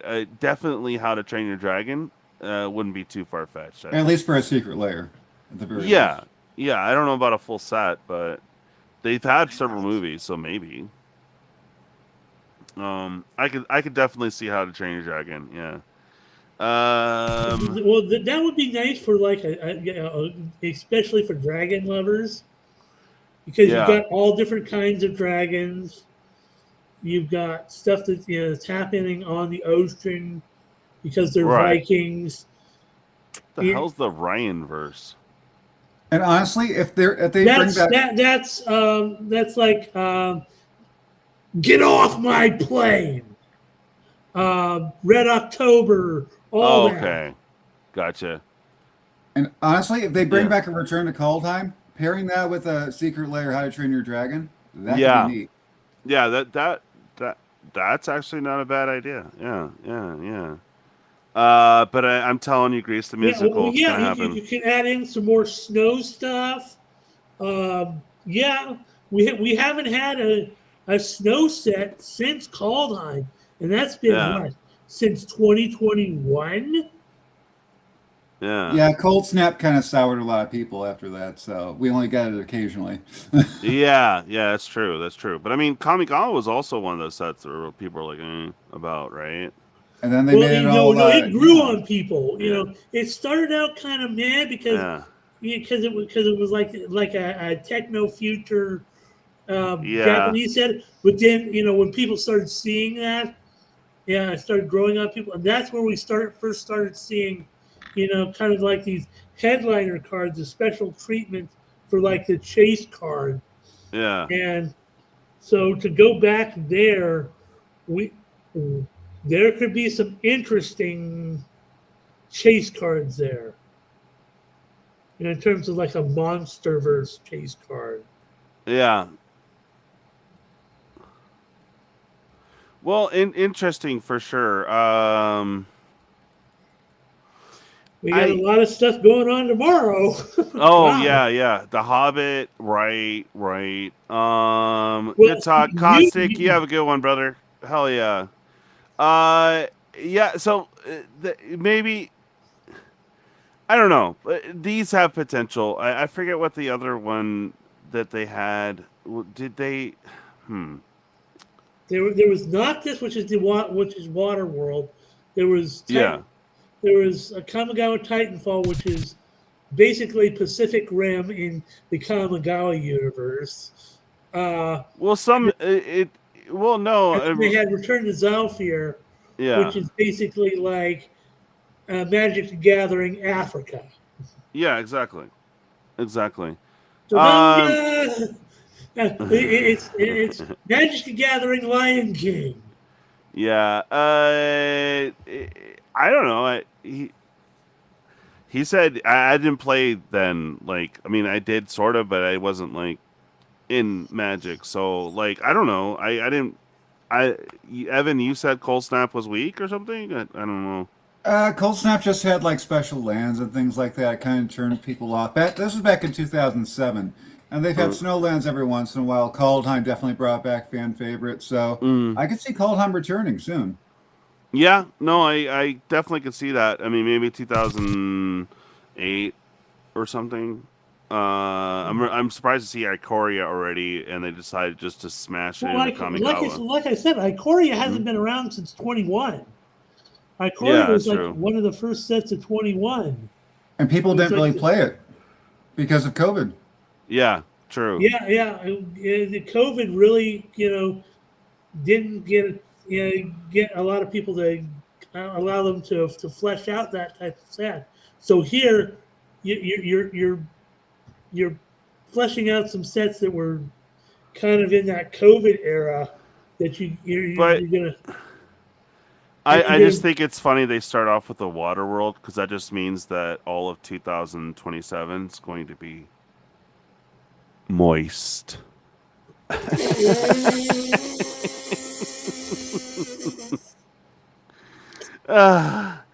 Yeah. Oh God. Yes, the year of moist. I can't wait. I'm more curious to see. It's funny that just because I didn't show it, I'm more interested to see what universes beyond stuff we're gonna get. And with the training grounds and all that, it's got to be X-Men. I would hedge my bets on that. We kind of expected X-Men was coming because they released all the X-Men in Marvel Superheroes, and so we're probably going to see a lot of more X-Men. The big bad is going to be Apocalypse. There's going to be all sorts of other big bads in that set. You're probably going to see they go across all of the timelines. I don't know if they're going to cover at least the first season of X-Men '97, but it'd be nice to crush our souls once again with the death of Gambit. Right. Yeah. It'd be interesting. I so far, like I said, Reality Fracture, some of the cards are okay, but it wasn't anything that was like, I don't know. Reality Fracture Yeah. It isn't hitting for me. I've been saying it for a while. Yeah. It's just Strixhaven 2.0, and it doesn't hit enough for me. Yeah. Yeah. Because they didn't even bother. I mean, I think they showed like one or two of the students or something before, but yeah, I don't know, man. I hope they show some other juice from the set, because they were showing Jace, and it was just like, you know, to me it was just kind of a little weird. Like, you're not really attack centric with blue necessarily. I mean, you draw 3 cards, and then how many ever cards in your hand, you put that many counters. Is that each creature, or I can't remember. I'd have to look back. It just didn't seem very blue-ish. I mean, it's Simic, yeah. Okay. Interesting. The other, like, Liliana as white is like, okay. I don't know. Was there any of the cards that were like memorable? Like, I kind of tuned them all out. Not really. It wasn't. I mean, the Red Crater, huh? Sorry, Evan. What? Oh yeah, not really. I agree. Yeah. Even the Red Crater Hoof was like, that's still kind of meh. And Garruk was okay. It's funny that like they made him still Gruul though. It's like, but he's not different because he's green and black in most sets. So to that one was a little weird for me, but whatever. I don't know, man. It was underwhelming. I hope that we get some juice tomorrow in The Hobbit. We're going to get some juice in The Hobbit. I mean, they're at least going to talk about the scene boxes and at least that version of Gandalf that we've seen. Right. Well, they got to show a little bit more juice in the set because, like I said, it's not going to be the same power level as Lord of the Rings. I mean, we know that. So, power wise, I don't think we'll see necessarily. Well, I think that the whole idea is it's going to be focused on the Battle 5. There's going to be the five different color pies. Right. That you're going to see. You're going to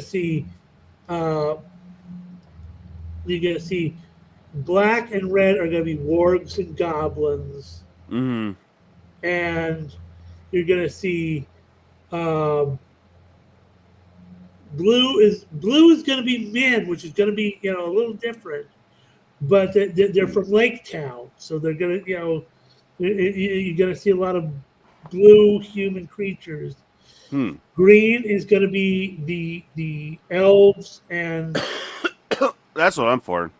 Or excuse me, red is dwarves. Is the dwarves? Yeah, and they'll be red and white primarily. You'll have some blue ones. Same with the elves. Elves are going to be basically green. You're going to have white is going to be like the Eagles, because the Eagles are coming. And then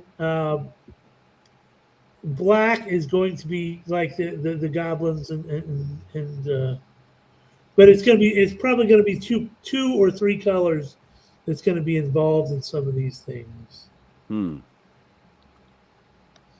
So blue and white is going to be like humans and eagles. Green and blue is going to be mainly the elves. Black and green is going to be like the forest creatures, wargs. And then red and black is gonna be dwarves and goblins. Yeah. Well, we'll see the reveal way early in the morning.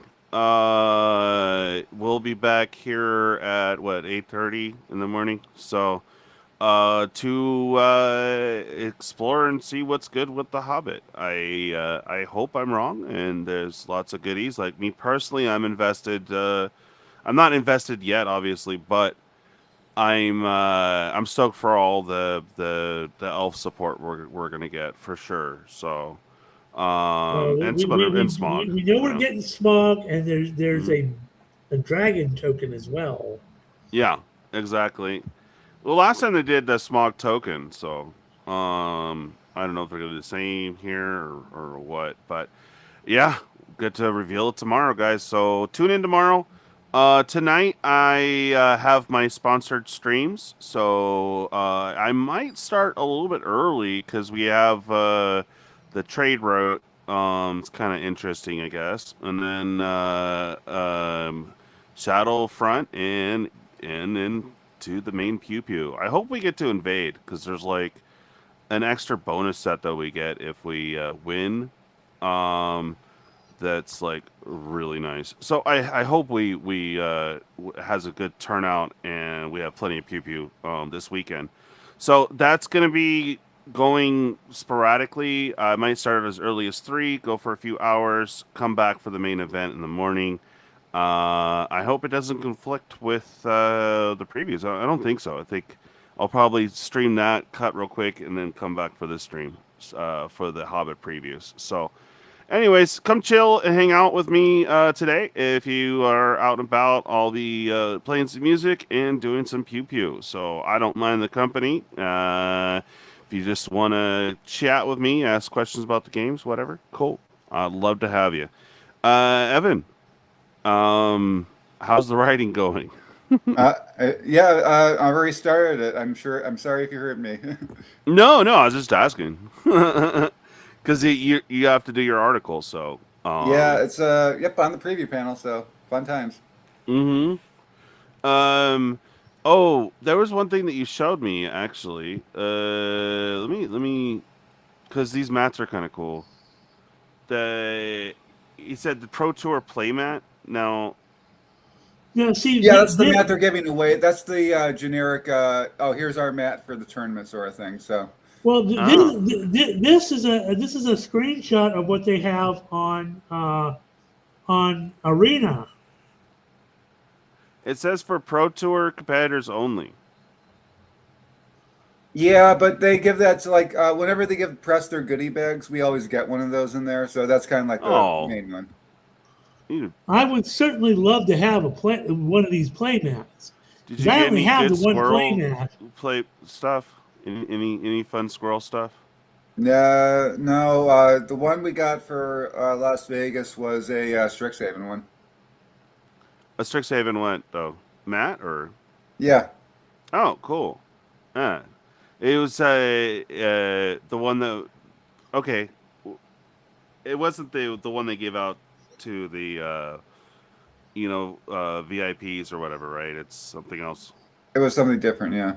Oh, cool. That's neat. Nice. Well, this mat's freaking hella cool. I wish I could get one down.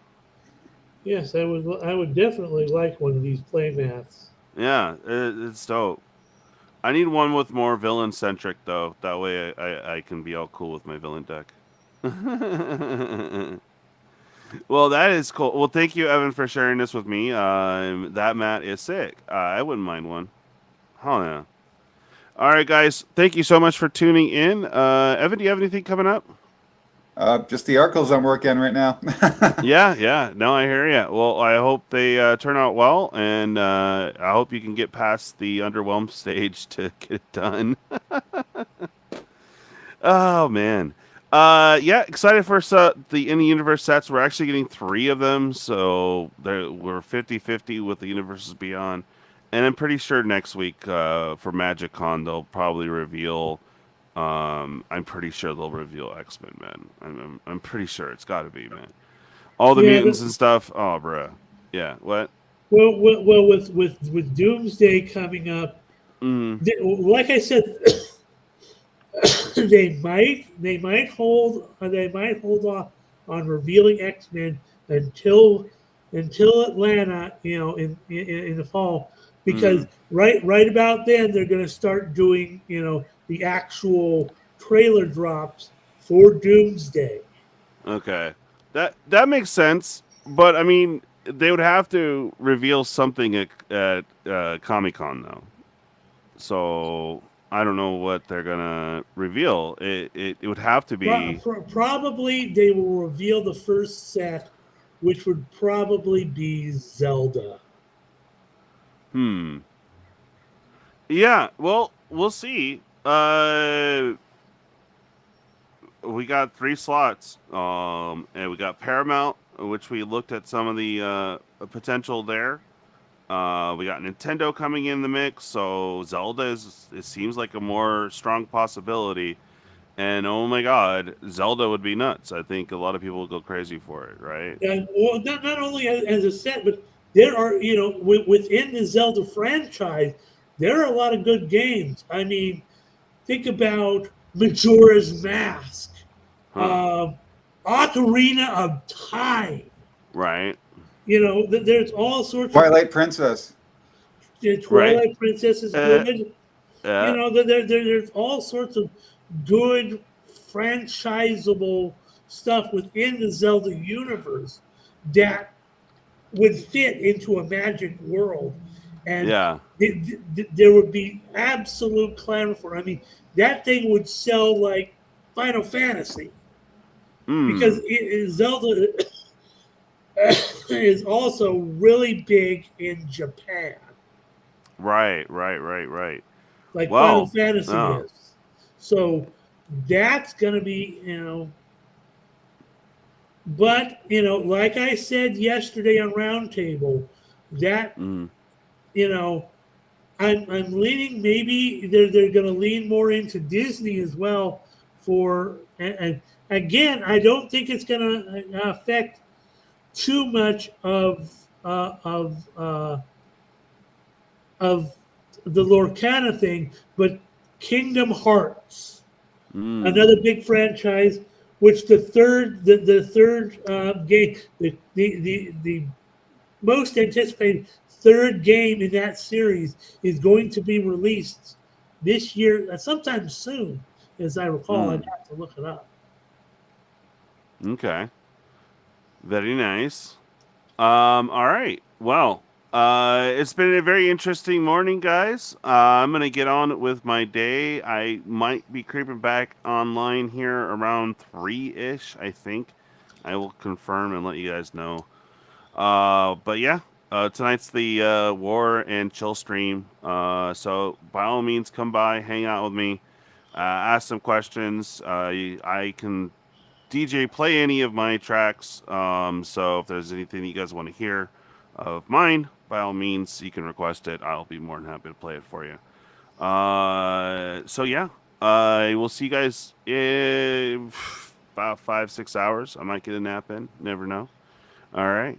Evan, thanks for coming on and let me know about this and the other tidbits. I hope your article comes out well. And I will see you tomorrow morning for the Hobbit. Hold up. What's up? I just looked it up. And Google-fied it.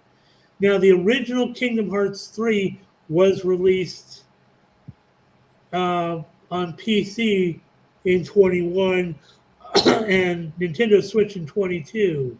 Okay.